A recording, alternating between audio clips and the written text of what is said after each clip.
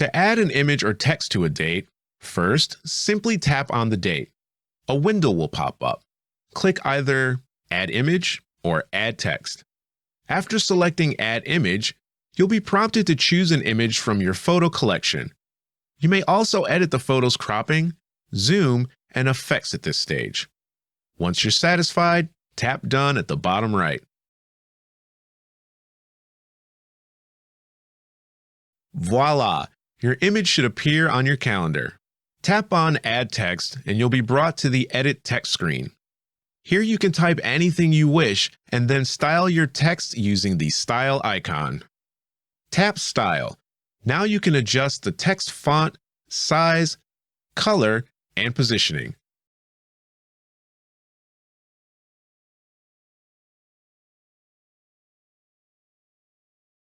Tap Done when you're ready.